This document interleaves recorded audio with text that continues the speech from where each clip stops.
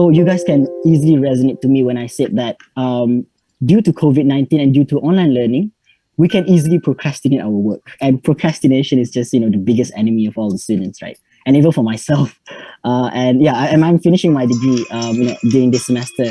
So, since the lectures and tutorials, everything has been recorded, you can easily like, okay lah, tak nak lah tengok hari ni, tunggulah minggu depan ke, lusa ke nak exam nanti baru tengok everything kan. So it actually, gives you a room or opportunity for you to procrastinate, which is not, if not for COVID. And also, during examinations, there are also other things like, technical difficulties. During examination, I experienced this myself. I started this one final exam 10 minutes late because of technical difficulties. And yeah, those things like really impacted, the students, not just myself and others, my fellow peers as well.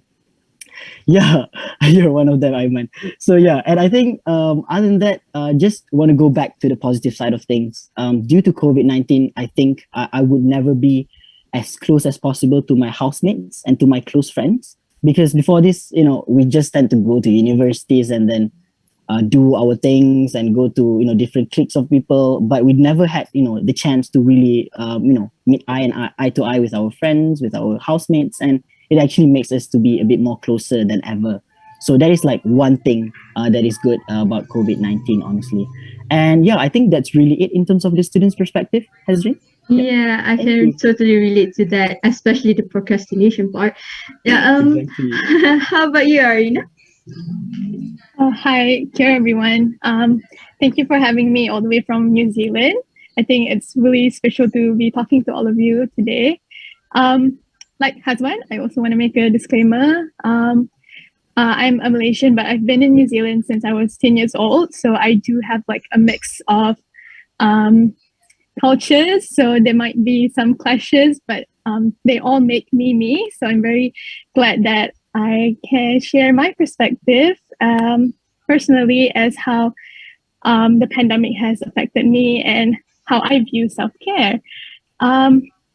So for New Zealand, and I know that New Zealand is very famous when it calls about like COVID, right? Because we have a really good government that eliminated COVID for the first time. So I'll be talking about New Zealand COVID in two phases. So last year, when the pandemic hit the first time, I was a student politician. So similar like Hazban, you would understand. So I was representing all international students in Otago University.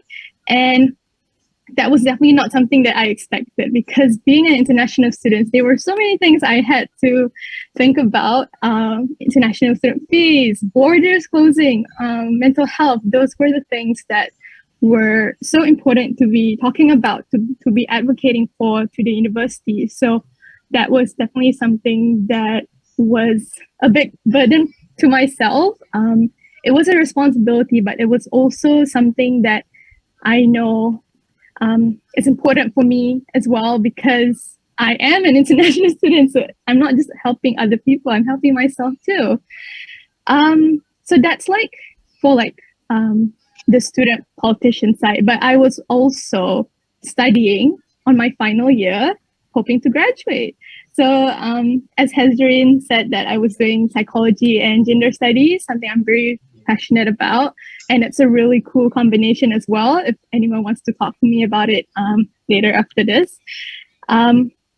So I feared not graduating. That I feel like that's a lot of people's fear. A lot of people fear that when it's like their final year, because you just want it done. And also with the job markets crashing down, being a final year student, I had to make a decision whether or not it was a good decision to graduate this year, or whether I should continue my studies, because I know a lot of my friends who felt like the job market's bad, they should probably, it will be probably a good idea to continue studying. But yeah, and that's not including all the all the personal things that's happening. Homesickness, I haven't been home Malaysia for 4 years, and I did plan to go back in June 2020, but there's no way that could have happened. But at that moment in March, we didn't know whether we could, whether the pandemic's only for like 2 weeks. We didn't know how long the lockdown was. So that's 2020, and then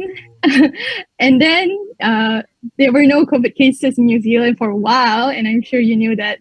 I'm very privileged to be in New Zealand, and I know that very, very well. But recently, 2 months ago, we had COVID again in New Zealand, and when that happened, I was working. So I started working this year as a radio broadcaster. So that is a really different perspective as well. So my job is to provide information, updated information to the community and making sure that they are informed with all the COVID measures and all the updates. So I was working from home. I have my own radio setup, which is pretty cool. I think the things that I struggled with were because I was working from home for the first time. So the professional and personal boundaries were really blurred, and I wasn't sure whether I am doing well enough as a person working. But I had really supportive coworkers with me, and I feel like that is definitely a good thing, having supportive people around you. And I think we'll talk more about how people overcome that later. But yeah, so different perspectives. Yeah. So I and I have different perspective, because from a student to become an employee, full-time work, right? You're full-time working, right? Yeah. Yeah. So let's hear from Ustaz Nurdus. What is your point of view on the pandemic? Assalamualaikum warahmatullah. First and foremost, let me congratulate BPS for organizing this program. So we need to realize that the next pandemic will be the mental health crisis pandemic, right? If it is not already a pandemic now. People are worried about COVID. Yes, it is a big problem, but mental health crisis is nothing less, nothing short of a pandemic. So Allah subhanahu wa ta'ala says in Surah Al-Inshirah, Inna ma'al usri yusra. This is a verse that everyone memorizes, I believe. Or with difficulty, there is ease. With, not after, not before, but with difficulty, there is ease.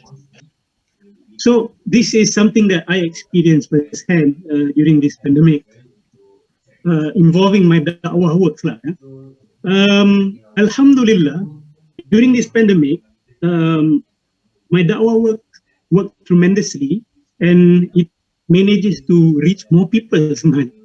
Because even before the pandemic, mainly my da'wah works are done online. So during the pandemic, you know, most people are at home, lebih terdedah kepada gadgets. So the reach is wider. That's one positive point that I get from this pandemic.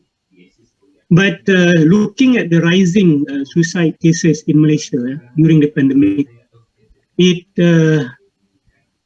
shook many people's hearts. It is something that is not expected sebenarnya, because I believe most of us here are Muslims, right? We tend to think that Muslims have certain kind of kekebalan towards mental health problems or even suicide. But that's not true.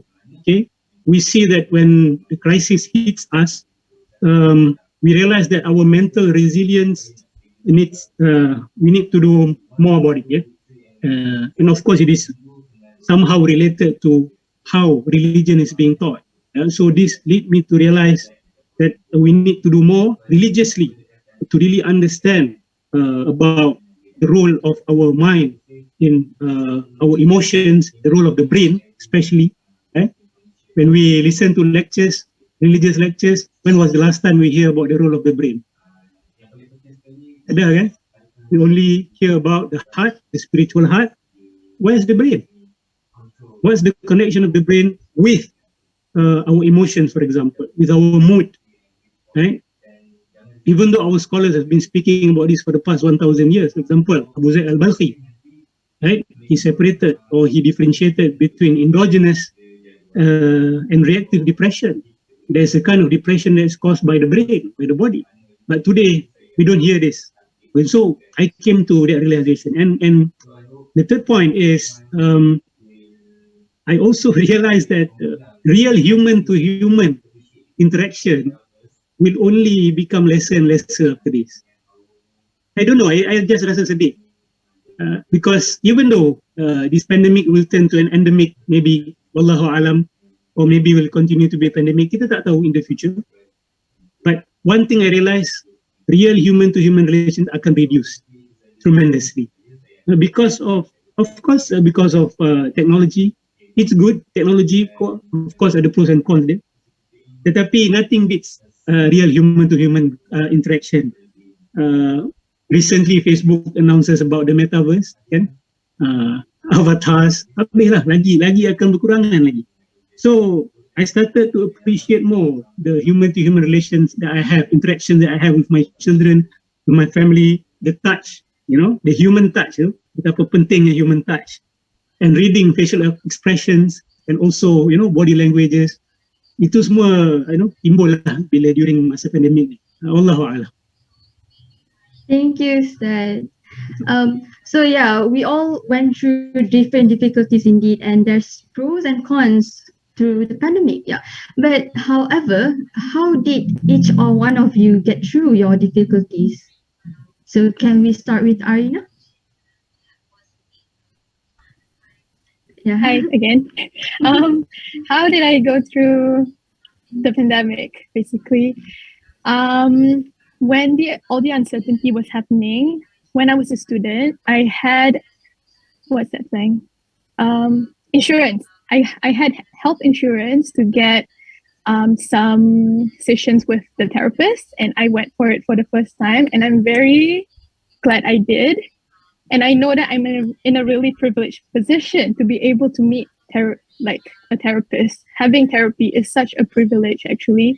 But I was very proud of myself for actually going and actually meeting, because I didn't really think that my problem was a bad problem, because it's not like a mental health disorder. I was just feeling scared and uncertain during that time. I wasn't diagnosed with anything. I only needed to talk, and that's okay.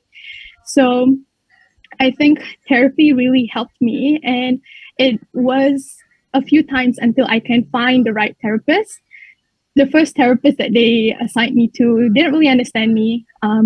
He told me to do things like grounding, which I didn't really need. And because I am a spiritual person, things like that, they don't really hit my soul, So they assigned me to someone else, a female Maori who is very spiritual. And she asked me one thing: what are the things that you like to do? Keep doing that every day. So that is so special. For me, I really like sharing my story, which is why I have a podcast. I really like talking. And I keep doing that. I keep writing the things I was feeling. I keep connecting with people and telling how I feel.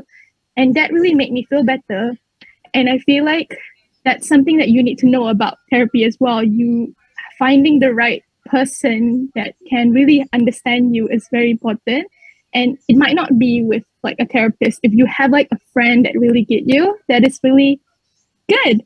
And I feel like some of the things, that was last year, because this year I didn't have a therapist anymore, but I learned so much from my experiences last year. So I applied the things that I learned last year, this year. And this year I was more kinder to myself. I feel like last year I hustled a lot. I was really busy doing everything at once. But this year I had time to really think about what I want to do, take care of myself. And I think I'll talk more about that in our other segment about self-love. Yeah, thank you, Arina. I can totally relate that I usually write when I feel down.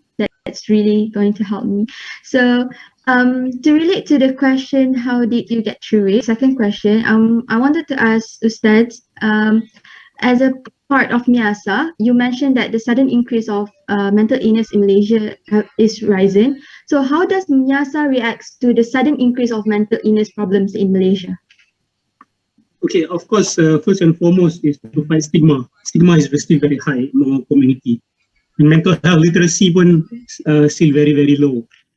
Okay, people just, like I said just now, people just do not know much about the role of the brain. And the only thing that we know about the brain is, I'm not sure what the, maybe kalau lapar, the brain sends signals to eat, then some form of thinking maybe, but connection with thinking, with emotions dan sebagainya masih low. So we are spreading mental health literacy and also fighting stigma, because the name of MIASA is, Mental Illness Awareness and Support Association. So awareness, we need to start with that. We need to start with that. If in the West, they are, 100 steps ahead. But kita baru nak start, as if we are a new civilization. We are of course, majority Muslim. Sadly, we should have known this. We should have known this. But sekarang ni kita macam nak mula daripada baby steps balik. Even though we already have the resources. We already have the resources sebenarnya. Because we are disconnected from our legacy, we are disconnected from our scholars, we are disconnected from our past. So in MIASA, we realize that Malaysians value spirituality very much. Okay, therefore we try our best to provide a holistic approach to mental health. Okay, to combine spirituality, kerohanian, keagamaan with the psychiatric and the psychologist perspective. This is very important. You cannot go on only with one channel. From the perspective of psychology atau psychiatry kat Malaysia, tak boleh. Okay, because agama is a very important part. And I would say that religion is one of the most important remedy for the global mental health crisis sebenarnya. Is to return to religion sebenarnya, to return to God. And I will call not only Muslims but everyone around the world. Partly one of the main causes of the rising crisis is nihilism, right? The crisis of meaninglessness. People do not know their purpose of life anymore. Why are we here? Where are we going? So we need to benefit from religious perspectives. Yeah. So that's my perspective from MIASA. I see. Thank you so much for that. So Hazwan, as a student and in your final year, so how did you get through it? Yep. Thank you, Hazrin. And thank you so much, Ustaz and Arina, for the response. I really learned a lot from it.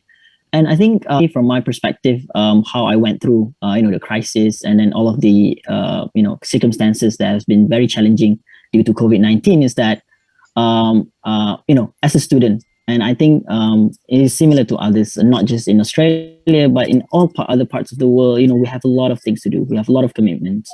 We have assignments, we have lectures, tutorials to catch up, even student organizations. And, like right now, you're studying for events, of course, you need to make a lot of meetings, liaising with the speakers, a lot of things, and even maintaining the relationship with the people around you.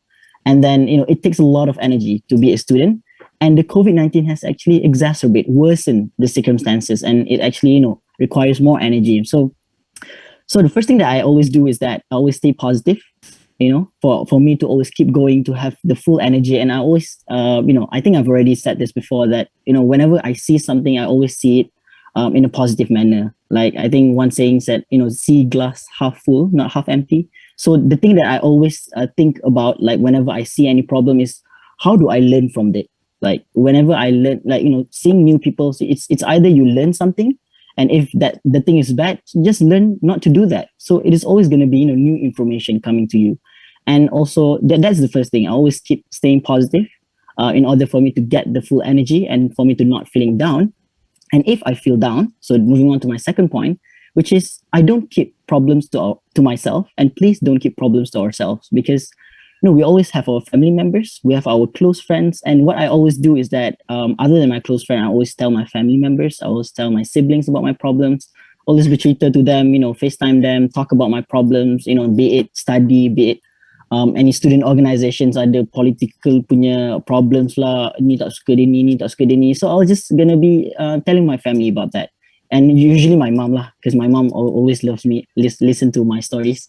So, having that type of person for you to put your shoulder to cry on is just very important. And that is, for me, one thing that I always do. And moving on to the next one, the thing that I always do is I stop, refrain yourself from comparing to others.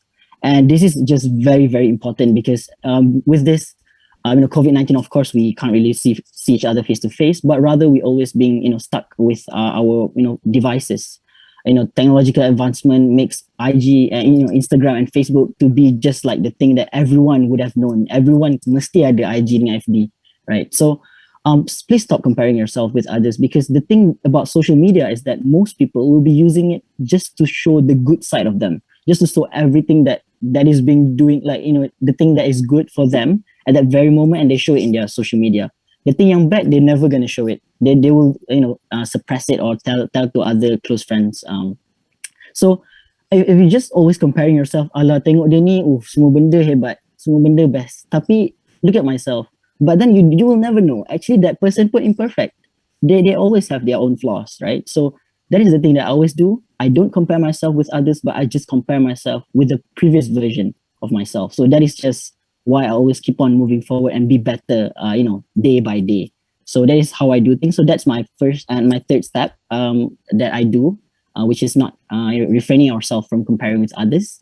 And fourth is just in accord with what Ustaz Noor said just now, the importance of having strong spiritual belief and religious. I would say it's just very important, and it is something that I always keeping tabs with my friends and my families. Is that because however it is, because the world is just so complex, and then a lot of systems in this world are being created by human beings, and we are imperfect. And that is why it is in accord with also, I think, the theme for this year's Mental Health Day, which is Unequal World, right? So we just have to realize that, and we always have to realize that the God, our own creator, Allah subhanahu wa ta'ala, is actually the perfect, they have given us the guidance, and we just have to follow it and just, stay true to ourselves. And number 5, I think the thing that I always do, I literally do this every single year, every single day, is to always keep myself active.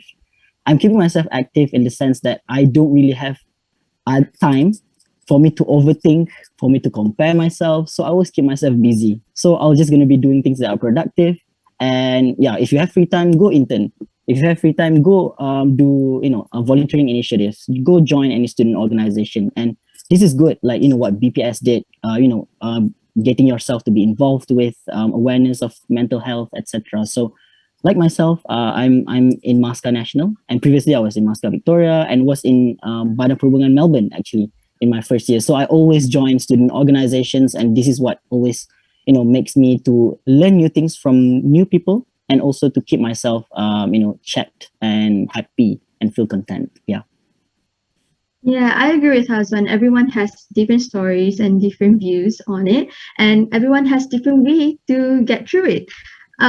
With the topic for this session is self-love, why not? So different people have different interpretation of self, be it from a personal point of view or a professional point of view. So in YASA, they went through the holistic approach to deal with the mental health issue. So Ustaz, what is the definition of self-love from YASA point of view? Sorry, Ustaz, I think you're muted. Sorry. Oh, Okay, okay, all first good. and foremost, it is very important to know what or who the self is first. Right? One thing about religion is that, or specifically Islam, there is a clear-cut explanation or clear-cut history of the self. Right? It is the ruh, and it is what we say as the point of consciousness. It is the ruh that makes us conscious. Even there are scholars which says that ruh tu sebenarnya, dia punya elemen utama dia adalah kesedaran diri, kesedaran kewujudan diri, and all other characteristics, all other attributes that we have came from the ruh. And if we were to say that myself or my being is nothing but a jumble of atoms and molecules or electrical signals or neurons in the brain, that's partly the problem. That's partly of the problem of the modern world today. Okay, it contributed a lot, I believe, as the mental health crisis in the world today. Therefore, kena kenal diri dulu. Kena kenal siapa kita. Where do we came from? Who are we? Okay, we did not come from chance. We did not come from randomness. We did not come from someone who played dice, right? Kita datang daripada daripada Allah Subhanahu wa Ta'ala, who is all wise, who has a purpose for everything. Ma khalaqna hadha batila. Oh Allah, you have not created any of this in vain, right? So when you know the value and the dignity of the roh and the purpose of the roh, automatically real love will come. Kita akan cinta diri itu for the right purpose, right? But today when people speak about self-love, kadang-kadang dia ada ping ke tempat lain. Okay, I do whatever I want, whatever my heart feels, that's where I will go, and they think that is self-love, but that can be a path to destruction sebenarnya. Okay, so when we love the self, we need to follow the creator of that self, what he commanded us to do. That is how you achieve happiness and how you really love yourself. Yeah, that's our perspective. Thank you, Ustaz. So self-love with the right purpose. Hazan, how about you? Personally, what do you think is self-love? Yep, thank you so much. I think the definition of self-love, and of course, I don't really have a professional definition because I didn't really, learn psychology. I hope, Arina can share us her insights in it. But from my perspective, of my personal interpretation of self-love, it is really, is when we prioritize our own well-being first and our happiness while being content. And also, I think self-love, it means we try to take care of our own needs and not sacrificing it, just not sacrificing our well-being just to please others. And yeah, I think that's really my definition of it. And I think, okay, perhaps if you allow me to narrate a story, can I rojak a bit, Ken? All right, so basically, I think this is, if I'm not mistaken, it is like a one short story from Ustaz Shamsul Debat. I'm not sure whether you guys heard him, but I really love to hear dia punya story. So basically, they talk about our attitude lah with the things that we have. So okay, it's currently just try to imagine this scenario. We are at a traffic light, okay, and it's in the middle of Kuala Lumpur, a very busy traffic light. I tak tahu kat Jalan Duta kot, okay, very busy traffic light, and then we have two couples. Ada two couples, suami isteri. So one is in a car, a wealthy big car, BMW, I don't know, Tesla kot, very big car. And then another one is another couple, suami isteri, dekat atas motor, dekat sebelah kereta tu je. And then currently dekat traffic light. So the thing about this is that, the funny thing is that yang isteri dekat orang kat dalam yang tengah naik motor tu, dia tanya suami dia, bang, kan best kalau ada kereta macam kat sebelah tu, tak panas, lepas tu senang nak cari, senang nak travel and then comfortable semua bagai tu. Tapi at the same time, orang yang kat dalam kereta tu, dia kata, bang, cuba tengok motor sebelah tu, kan senang kalau naik motor, boleh boleh lintas traffic, right? Senang nak cari parking. So the thing about this is just very irony, the fact that everyone will just feeling discontent with whatever they have. No matter you have a big car, nanti akan compare dengan yourself dengan motor. Sebab motor tu boleh lintas traffic and boleh avoid daripada traffic jam. Tapi if you naik motor, you akan tak puas hati sebab okay, panas lah naik motor ni, better naik kereta. So the thing about this is just if we stop comparing ourselves with others, that's really the key point here, is that we will be content. And what Ustaz Shamsul Debat said that at that very moment is that this feeling of self-love, it is about the ability for us to be content with whatever we have currently. And then what's important is really the attitude with the things that we have. It's not really the things that we don't have, because the thing that we don't have, yes, we will yet to have it, and we have to achieve to be better and get that. But what's important is that everyone have something, right? And it's really, what's important is the attitude with the things that you have. So like right now, I have my time, I have my time, I have the resources in Moscow National. So what I have to do is I have to feel content and do whatever I think is best to benefit the society. So that's really my definition of self-love, to be content with whatever we have. Yeah. Yeah, appreciating what we have, right? So I think Arina could give us the professional point of view of self-love. I don't think it would be a professional point of view, but I can say it as someone who is a busy person, someone like Hazwan who wants to be involved in a lot of things.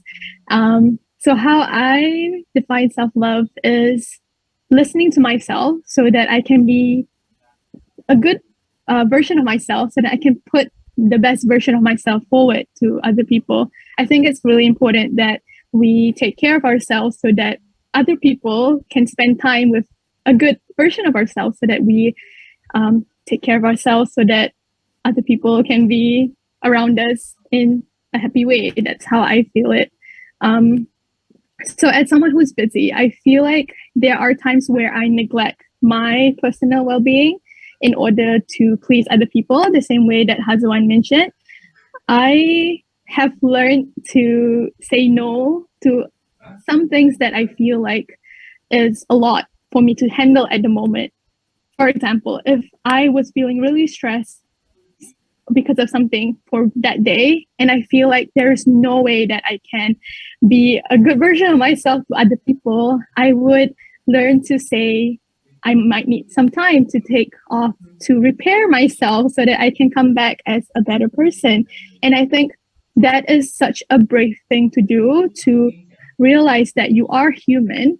You can take a step back and repair yourself and then come back as something better. I think that is something that I definitely learned along the way. And I usually do life resets.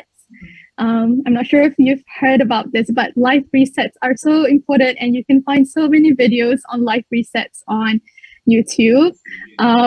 So how I do life resets is, I think this is so practical. I think a lot of people can do this. So firstly, list down all your commitments. So whether it be studying, working part-time somewhere, maybe you have a side business, maybe you have to take care of a child, list down all the commitments that you have. Secondly, list down all the things that you like doing. So you might be someone who's passionate about knitting or painting or jungle trekking or cooking. You can have all those passions and list them down. And thirdly is list down the things that you are currently doing but isn't making you feel happy or is draining your energy. So it might be like a friend group that you're not really comfortable with, but you have to hang out with them because they're your friends, for example. There are a lot of like things where you are asked to be committed to, but you're not actually wanting to be there anymore because you just feel like you're a changed person. So why are you still there, So with those three things, for the commitments, what you do is you set healthy boundaries. So you know that you are a student, you have to be a student because you are committed to that. How you set healthy boundaries is don't study after 12 a.m. You can do that. You can set that boundary. If you're working, don't open work emails during the weekend, So those are healthy boundaries that you can do. So secondly, for the things that you like doing, do more of that. So make time in your calendar to do the things that you like doing. So for example, if you like painting, actually put it in the calendar. Like Sunday nights are my painting nights, So that's when you feel like you are gaining more energy for yourself so that on Monday you're a better person. And for the third one, doing the things that you're doing but isn't making you happy and draining your energy. So what you should do with that is set a boundary, or you should let go of them and like reduce them. So there may be friends who you shouldn't be friends anymore. You can just let them go. It's okay. This life is quite short, and I think if you are happy with yourself, you can be a lot happier with other people, and you can be a good Muslim as well when you are content with yourself. I think I'll talk more about how I feel the balance of life is like, but that is how I think the most important thing is yourself first. Yeah, I think that this set of boundaries will also help for us to listen to ourselves, right? So different interpretation. I'm so sorry about my image. I have problem with my electricity. So different interpretation leads to different needs. I'm pretty sure that everyone has their way of taking care of their mental well-being. And before that, I want to ask the audience, have anyone heard of the Maori method of well-being? I think not. Yep. Ayman have heard of it. Hazim has not. I think most of us has not. So if you haven't yet, I hope you get your notebook ready because Arina would introduce us to the Maori method of well-being. So Arina, the floor is yours. Oh, thank you so much. I think something that I really appreciate about this is my different perspective being Kiwi Malaysian. So I was raised with the collectivism of Malaysian culture and also individualistic culture of New Zealand, and all that mushed up becomes me. And for the Maori cultural view of well-being, I really appreciate having this space to talk about it because if you don't know, Maori is the group that is the indigenous people of New Zealand. So they are similar like us. They have their own spirituality. They have family is very important. So those are the things that I can relate to because personally, family is important to me too. For the Maori well-being, it's called Te Whare Tapa. So Te Whare, WHARE, Tapa, TAPA, Fa, WHA. So Te Whare Tapa Fa is the Maori well-being of health. So how people view this is like a house. So with like 4 walls. So the, what's that thing? Bumbong, and also the walls and the ground. So there are 5 walls. So firstly is physical. So your physical wall, are you taking care of your physical health? Are you exercising well? Like Hazwan mentioned, being physically active is very important. Secondly, emotional health. Are you talking to people? Emotions? Are you speaking? Are you communicating well? Are you writing down the things that's bothering you? Those things. So emotional health is also like mental health as well. Social health. So your social life, are you meeting friends? Do you have a good family connection with people? I think that's very important because we are humans who crave social interaction. And I think for COVID-19 these days, that's very hard to do. Fourthly, spiritual health. So I really like that we have Ustad Noor here to talk about the spiritual side of mental health. And even for the Maori, spiritual health is important. Are you taking care of your soul? Are you feeding? Are you learning about the universe? Are you learning about yourself through your religion? I think that is important. And lastly, roots. So your roots, are you learning about where your people came from? So for us, we can learn about the history of Islam, or you can learn about your ancestors, your family history. You know, knowing where you came from is very important, and being proud of who you are is very important too. So it's a house, and here in New Zealand, we would have this model everywhere, like in places, in school. So I definitely grew up with that. And we would learn about like even like therapy. People would ask, how are you taking care of your house? How are you taking care of your walls? So Te Whare Tapa Fa is definitely something that a lot of New Zealanders know, and I feel like it's such a special thing to be talking to everyone else about this. Well, I hope everyone do take note of that because that's a new thing for me too. I learned a lot from you. Thank you, Arina. So moving on, the global theme of World's Mental Health Day is In an Unequal World. So I think that different takeaways from this theme.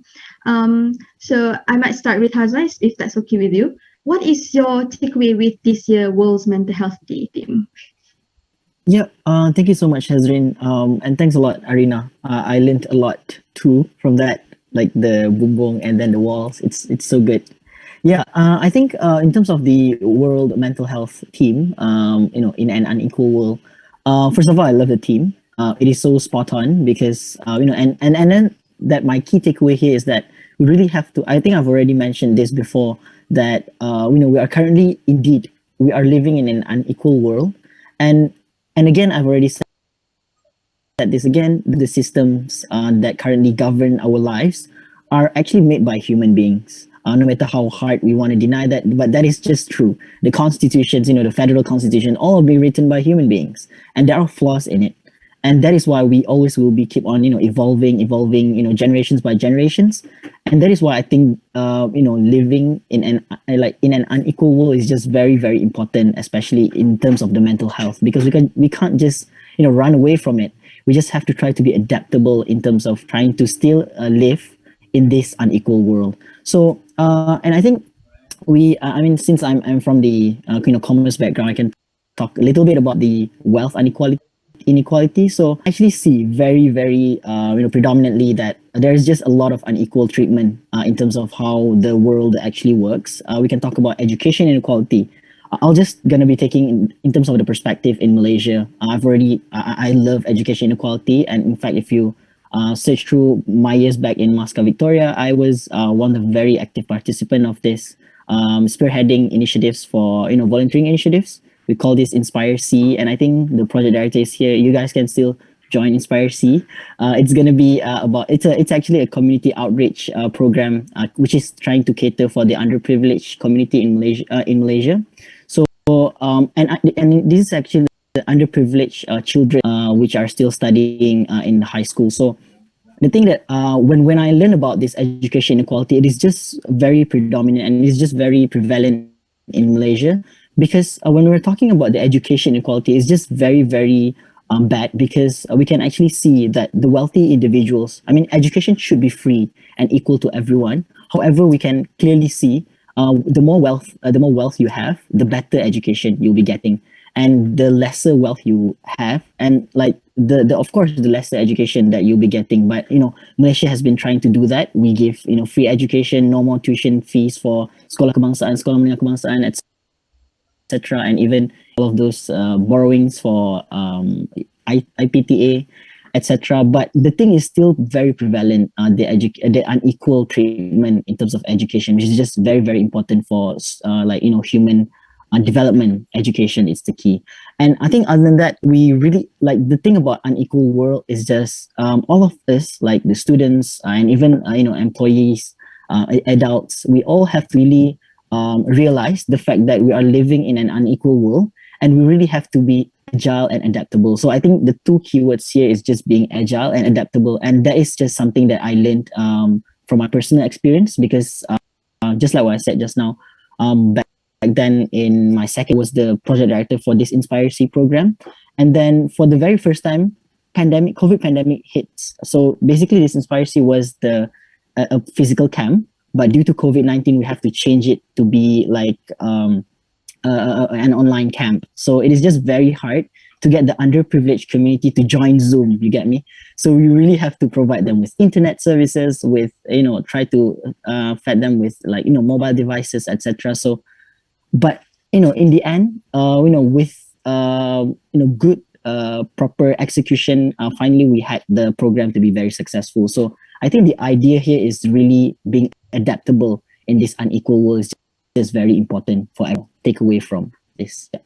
Thank you, Hazan. I totally agree with you, especially education inequality and also education inequity. So Ustad Nodarus, what is your takeaway as part of MIASA? What is your takeaway for the mental health dating? I'm sorry, Ustad, I think you're muted again.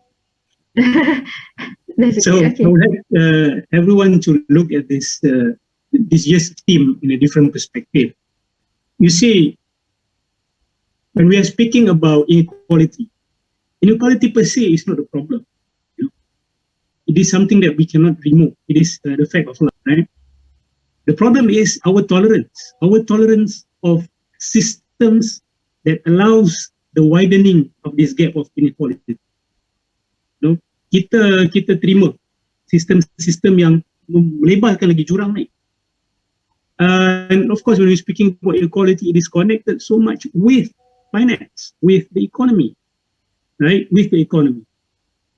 What is that perspective that I want everyone to realize when we're speaking about mental health in an unequal world? You see, there are so many research that has been done about the role of materialistic mentality and leading someone to having mental health problems. You see, this has been the message and the call of all the prophets and the spiritual teachers throughout human history, actually. Of course, materialism or materialistic thinking is at the root of the widening income gap, hoarding, unwilling many people to share their wealth, whatever they have, the blessings that God has given them. So materialism is something that the world has started to realize is at the root of many mental health crises, mental health problems. I am not saying people who are materialistic will have mental health problems. I'm not saying that. But people who are more materialistic are more vulnerable to be, with anxiety and depression. More than 20 research has been done throughout the world. It works across cultures, not only in Malaysia or in America or in Europe, no, across the globe. And we have to remember that this has been the call of the prophets throughout history, right? And when we move our attention from matter, the only way is to look inward and look upwards. Okay? Kita dah lama tak melihat ke dalam dan tak melihat ke atas.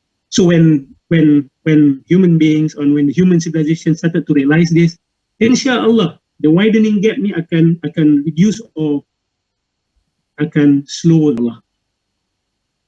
Thank you, Ustaz. So due to the time constraint, can we have a short and concise insights from Arina? Yep, sure. I think for me, with the theme, what is it? Mental health in an unequal world. Yeah. How I view it is similar to what Ustaz Duro said, the things about materialism, and I think right now the wellness culture is very famous, do yoga, drink bubble tea, things like that. I feel like that is not good self-care tips for someone who is struggling, especially if they have other things like financial problems. You can't tell someone you should just do yoga when they are struggling financially, or you can't tell someone you should exercise if someone is having a disability, physical disability, so I feel like we have to be more open as humans to understand that not everything can be solved with one simple thing, and just being aware of our privileges, and before we speak, try to understand how the other person is experiencing life before we give them our advices. So I think that's very important. Thank you, Serena. And so now let's move on to the Q&A session. Do anyone want to ask question directly? You may raise up your hand, or shall we choose one from Slido? All right, we have one question from audience. Do you think having good social support from people around is the most important factor to bounce back? What if one is just not very comfortable to open up? So anyone would like to answer this question?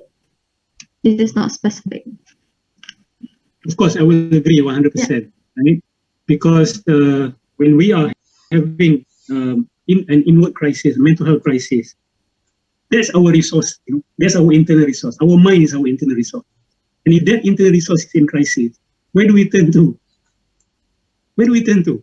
We turn to other human beings, right? We can't think well. We use other people's minds to think, right? That is the role of the Jama'ah. That is the role of coming together. We are a social creature created by God. That's why in Islam we say that all of the amalan, mostly all of the amalan, kalau buat secara Jama'ah, it will be multiplied. Right? So it is an indicator from Allah saying, or a hint from Allah, a signal from Allah, be together, find help, find support. Do not lock yourself in your room. That is the worst thing that someone can do. Of course, if your connections are the main cause of your mental problems, that is a different matter lah. Some people can be very toxic, so nak kena cut connection for a while.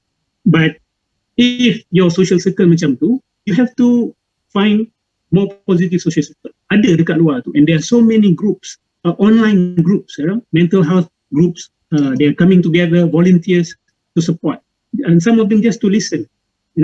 So it is not an excuse for us to cave in, into this world. It's not an excuse. Wallahu a'lam. True. Avoid self-isolation, especially. Okay. Do anyone have, or shall we move on to the next question? I think perhaps I would want to add on top of what Ustaz Noor said just Yeah, now, and it sure. is just basically how when we are trying to deal with toxic surroundings, like the people, like when the problem that causing our mental health is from the people around us. I think it is just very important for us to know the fact that there are still other people out there that are gonna be still compatible for us to be friends with. So I think what's important is don't try to restrict yourself into just befriending that certain person, just the fact that they are with you for a long time. So yeah, I think that is just very important for us to keep in mind, and to start fresh. There will be a lot of very beautiful soul out there waiting for you and them, and to still to bloom, and be better version of yourself. Yeah. Yep, I agree. All right, let's move on to the next question. Is there any more question from the audience?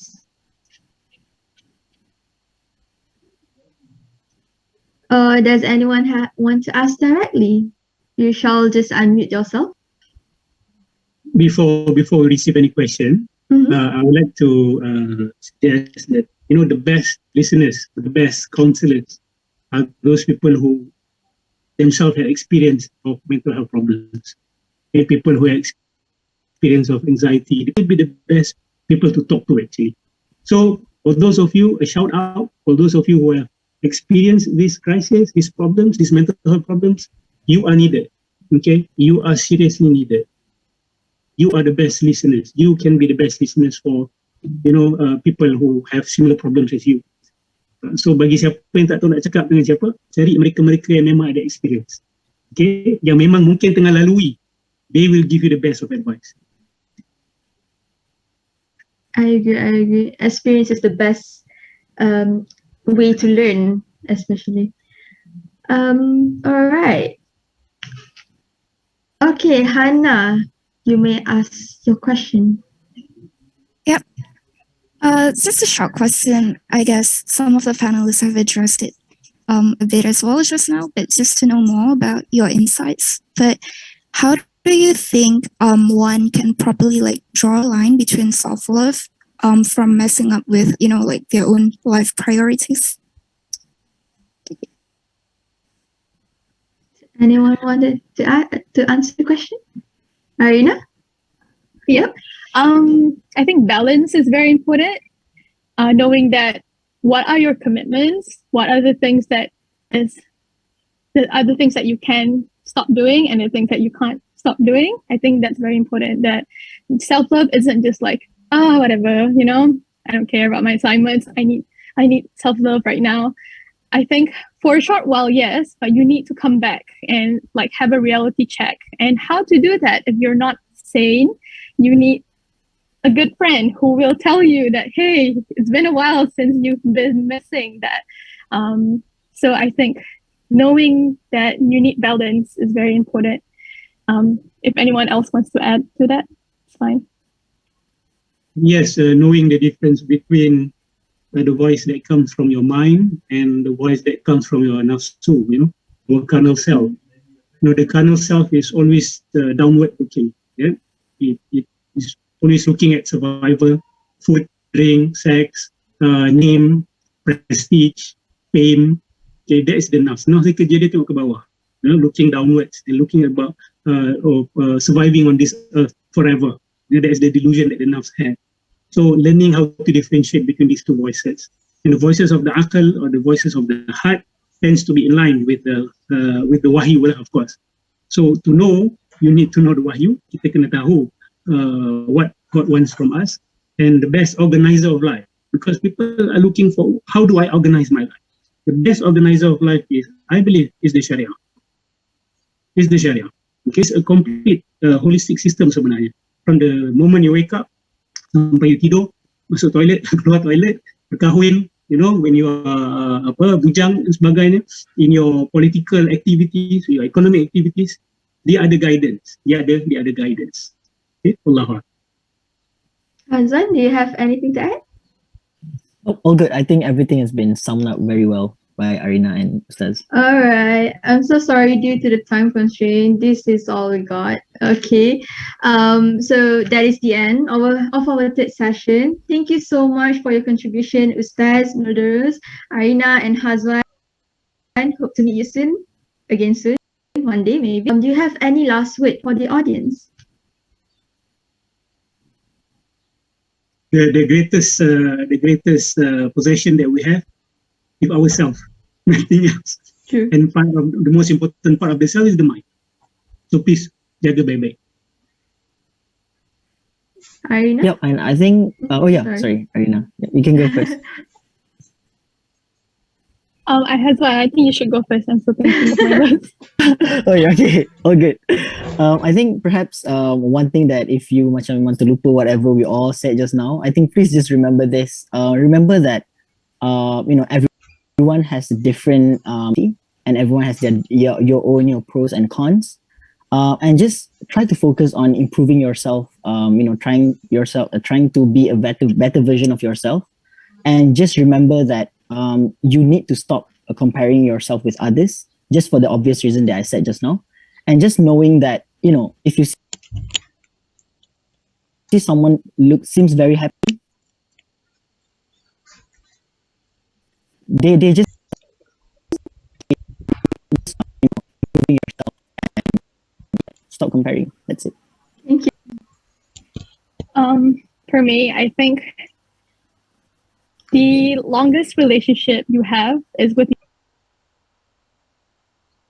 yourself. So it's you learn about yourself, you like, can do, your I feel like when you know yourself, you can do so many things. There are boundaries where people violate, and that, okay, this is my time back. When you're feeling anxious, okay, I should take care of myself now. So keep doing the things that you're passionate about. People are so different, you can be passionate about so many different things. So keep doing that. And I think that's all I have to say. All right, thank you all. Before I pass on to Fatin, I hope the audience gain more new knowledge today. I would like to have been a great audience. Thank you, Fatin. The floor is yours. Assalamualaikum. Thank you, everyone. Thank you. Thank you for the line of speaker. What an amazing and fruitful discussion I ever listened to. The self-love word is easy to say, but not that easy to do. With the consistent stress from work or study, people tend to neglect themselves while aiming to achieve their own goals. If I can define self-love, it is a state of appreciation for oneself that grows from actions that support our physical, psychological, and spiritual growth, and also not settling for less than you deserve. Self-love can mean something different because we all have many different ways to take care of ourselves. For me personally, when I get enough sleep, have my meal on time, and live on healthy body, will I be the best version of myself. Hence, I prioritize myself over anyone else because myself does matter. No one can love ourselves more than us, right? I love this one statement saying that to start practicing self-love, start by being kind, patient, gentle, and compassionate to yourself, the way you would with someone else that you care about. Thanks to Ustaz Muhammad Nurdarus, Hazwan, and Arina for being on board with us today. Really appreciate your insights and sharing regarding the topic of self-love. May it benefit us, inshallah.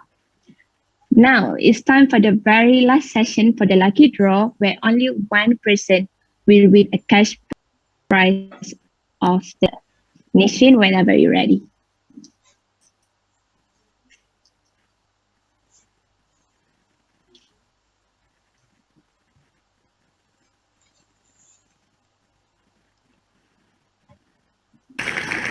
Oh, Muhammad Ikhwan Haziq Masri. Are you here? Please enter the chat box or unmute your mic if you are here. I'm here. Oh, congratulations to Ikhwan. And that marks the end of our lucky draw. I humbly appreciate the existence of you guys to be here from the starting of the event up to this point. and the fellow winners of the Lucky Draw session, our team will contact with you guys after this. I would also like to express my gratitude to fellow Speak Your Mind contest participants for joining and sharing your own definition regarding the 2021 World Mental Health Day, mental health in an unequal world, in the form of digital posters. If my team can share the slide of the submitted posters.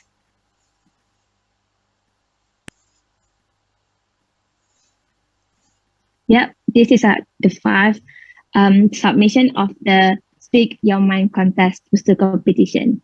All is beautiful, all is good, all is intellectual, and I love every one of it. So, without further ado, as the president of Badan Perhubungan Sydney 2021, I would like to call Hanis Farha to deliver her speech. Please welcome her with a big round of applause.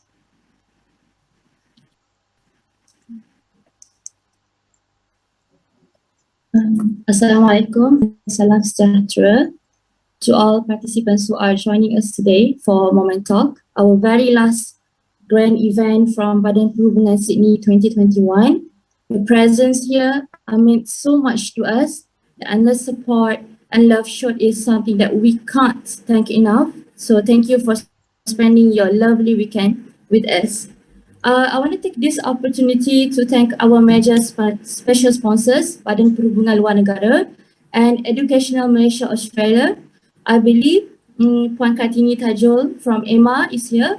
Again, Badan Perhubungan Sydney 2021 would like to express our utmost gratitude. We are grateful for the sincere support and sponsorship. We are also feel honored to have a partnership with one of the best NGO who are heavily advocating the importance of mental health, Mental Illness Awareness and Support Association, MIASA, who are based in Malaysia. I really appreciate with the opportunity and platform that has provided to BPS, because throughout the BPS 21 Momento, mental health campaign is celebrating the mental health month. I believe we have a few representatives from MIASA is here with us. So we are so happy to have all of you. Thank you again for the support, MIASA. Also, I want to acknowledge our greatest appreciation on behalf of the team to our colleagues, media partners, Badan Perhubungan Brisbane, Badan Perhubungan Melbourne, Malaysian Association of Students of University of Wollongong, Malaysian Students Council of Australia ACT. We really can't do this event to be successful one without the help and wise cooperation from them. Again, thank you so much. Last but not least, let me grab this chance to express our gratefulness to our main speaker, Mr. Aiman Amri, who joined us during our forum speaker, Ustaz Muhammad Noor bin Jeroz from YASA. Also, our beloved guest speakers, Arina Aizal and Hazwan Sakri. As for today's Moment Talk sharing knowledge session, your time, knowledge, energy, and support mean the world to us, Badan Perhubungan Sydney. Such a blessing to have all of you, talented speakers, to be a part of our mental health campaign. Thank you once again. So I hope each one of you gained something from today's Moment Talk, enlighten and broaden your horizon in mental health issues. It's okay to not be okay sometimes. We have the rights to experience all those feelings. So muster up your courage and feel safe to ask for help. And always remember that you are not alone. We are all here together, fight together. So I also wish that you have had the experience with Badan Perhubungan Sydney throughout the year, since this is the last event for this term. So it's been a great pleasure to have each one of you. So thank you again. Thank you, Hanis, for the beautiful speech. Thank you as well for the trust, support, and encouragement given for me and Natasha, as well as the whole team, to make this event a successful one. Once again, I would like to pass to Hanis to announce the top 3 winners of the contest.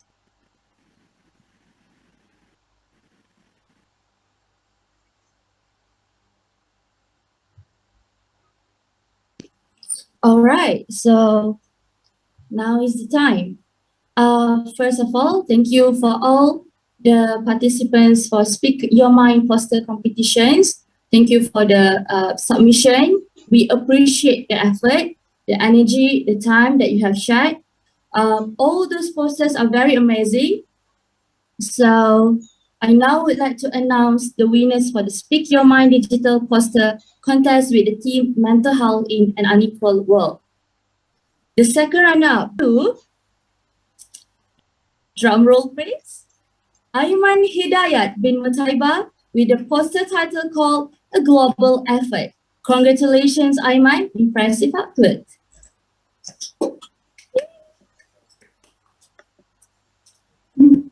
All right. Okay. Congratulations, Ayman. Next is the first runner-up goes to Nur Shamila Shahma Muhammad Ghazni with a poster title called 2 equal 1. Congratulations again, Nur Shamila Shahma.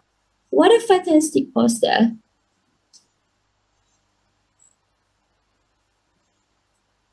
All right. Now we are ready to know who is our champion for the Speak Your Mind digital poster competition. First prize winner goes to, drum roll please. All right, we have Lincoln Lord Michael David Sabata. His amazing poster title called The Mind Battle. The message are well illustrated. Congrats again, champion. All right. Okay, I would love to pass the floor back to our host. Thank you. Thanks again, Hani. And congratulations to all winners for the intellectual and interesting posters. And to others, you guys surely have done a great job to even creating one. Before we end the event, can I kindly request once again for you all to open your camera so that we can have one for the sake of our memories. I'll give you guys 1 minute to open your camera. Oh, we have 3 pitch. All right.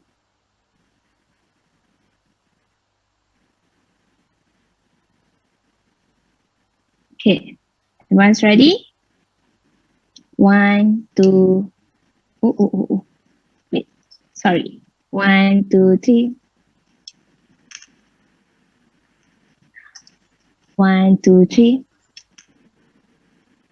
1, 2, 3. All right. Thank you so much, everyone. Now it marks the end of our event this year. I would like to thank you all for joining this event, and we appreciate your presence and the time you have spent with us today. I apologize on behalf of the whole team for every discomfort, inconvenience, or mistake that we might have already made throughout the campaign. If you happen to make a post on your social media, please tag us our Instagram at dp_Sydney with hashtag mental matters. Please remember, it's okay not to be okay. See you when I see you, and goodbye.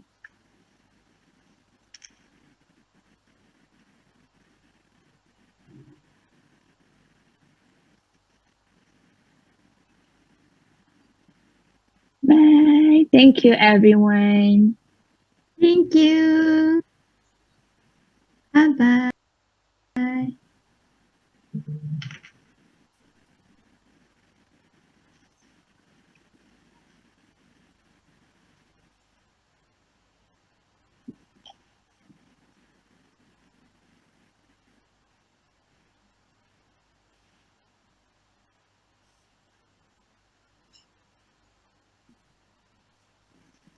Good job though, Fatin. Good job, Yeah, Fatin, Nasha. Wait, it's final. Good job, everyone. We did it. We totally did it. Sedih dong. Jangan macam ni. Aku sedih.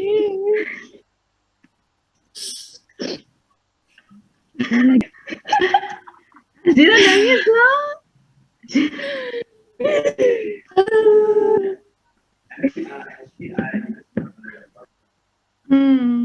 We already at the finishing line and we finish our race. Yay! The end of the term. Everyone, good job. Menang lah kan dia. Finish. Menang. Tak apa. Mestilah menang. Tunggu jap. Kita kan nak ambil gambar kan? Ni gambar final kita ke? Oh, ini lah. Ada 2 kali kan? Korang nak buat face to face kan? Aiman datang ke Aiman.